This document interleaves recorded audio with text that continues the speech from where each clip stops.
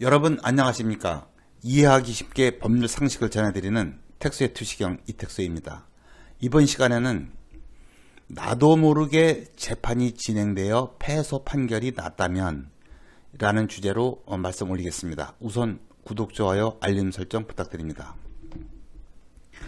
이 재판과 관련하여 우리가 겪는 황당한 일 가운데 한 가지가 나도 모르는 사이에 패소 판결을 받는 경우입니다. 세상에 이런 일이 일어날 수 있다는 말인가 하실 수 있는데 심심치 않게 일어나고 있습니다.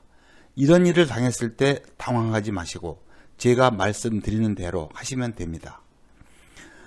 그러면 이런 일이 왜 발생하는지부터 알아보겠습니다. 모든 재판은 이 소장, 준비서면 등등 소송 서류를 당사자 일방이 법원에 제출하면 법원이 상대방에게 송달하고 상대방은 이에 대하여 반박 자료를 또 법원에 제출하고 또한 재판 기일에 법원에 출석하여 서로 주장과 반박을 함으로써 진행이 됩니다. 그리고 송달은 우체국을 통한 우편 송달의 방식에 의하고 있습니다. 최근에는 이 전자소송을 이용하기도 하지만 아직은 현실적으로 우편 송달에 의존하고 있는 실정입니다.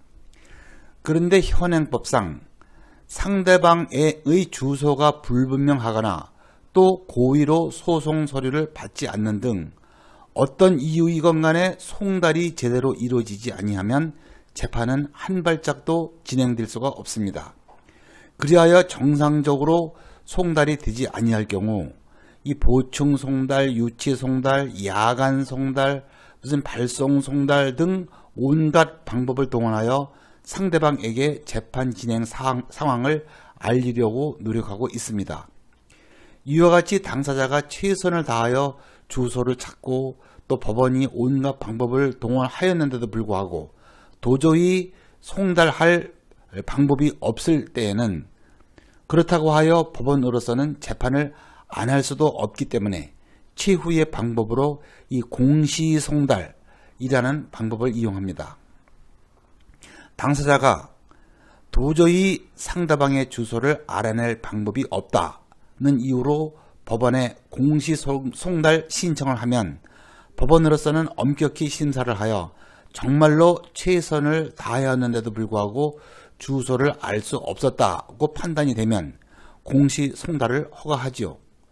이 민사소송법 196조에 의하면 공시송달은 상대방에게 송달할 서류를 법원 정문 부근 게시판에 게시하고 그로부터 2주가 경과하면 상대방에게 그 서류가 송달된 것으로 보는 제도입니다.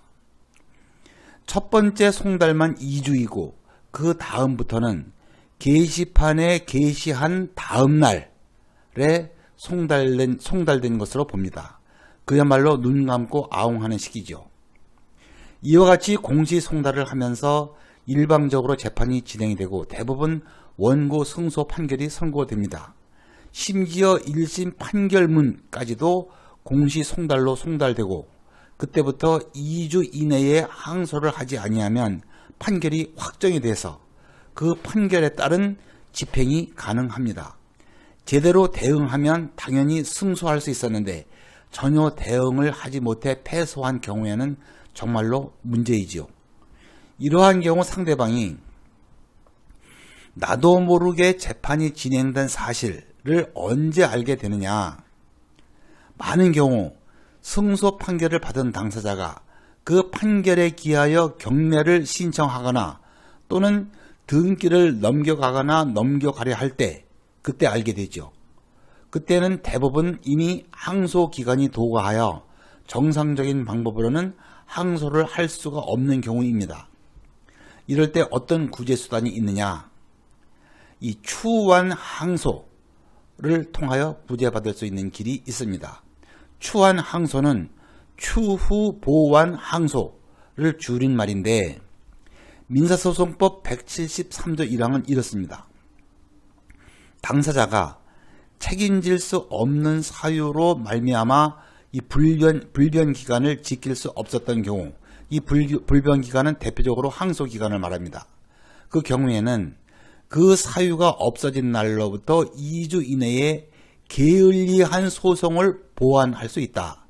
다만 그 사유가 없어질 당시 외국에 있던 당사자에 대하여는 이 기간을 2주가 아닌 30일로 한다라고 규정하고 있고, 이것이 바로 추한 항소에 관한 규정입니다. 항소 기한이 도과하였지만 일정한 경우 항소를 하여 이 잘못된 판결을 뒤집을 수 있도록 한 것입니다. 추한 항소가 인정된 사례로는 위와 같이 공시송달에 의하여 재판이 이루어진 경우 외에도 법원의 실수로 송달이 안 된 경우, 권한이 없는 제3자가 송달을 받은 경우, 기타 천재지변으로 송달을 받지 못한 경우 등에도 추한 항소가 인정이 됩니다. 민사소송법 173조는 책임질 수 없는 사유가 없어진 날로부터 2주 이내에 추한 항소를 할 수 있다고 했습니다. 사유가 없어진 날이 그럼 무슨 의미이냐에 대하여 우리 대법원은 사유가 없어진 날이라고 함은 당사자나 소송 대리인이 단순히 판결이 있었던 사실을 안 때가 아니고, 나아가 그 판결이 공시송달의 방법으로 송달된 사실을 안 때를 가리키는 것이다. 그리고 특별한 사정이 없는 한 통상의 경우에는 당사자나 소송 대리인이 그 사건 기록을 열람하거나 또는 새로이 이 판결 정본을 영수한 때에 비로소 그 판결이 공시송달의 방법으로 송달된 사실을 알게 되었다고 봐야 한다 라고 판시한 바 있습니다. 부연 설명 안 드려도 이해하시리라 봅니다. 그런데 여기서 명심할 사항은 재판 과정에서 소송 대리인이나 동고 가족이 소송 서류를 송달받았을 때에는 이 적법한 송달이 있었다고 봐서 추한 항소가 인정되지 아니할 수 있습니다.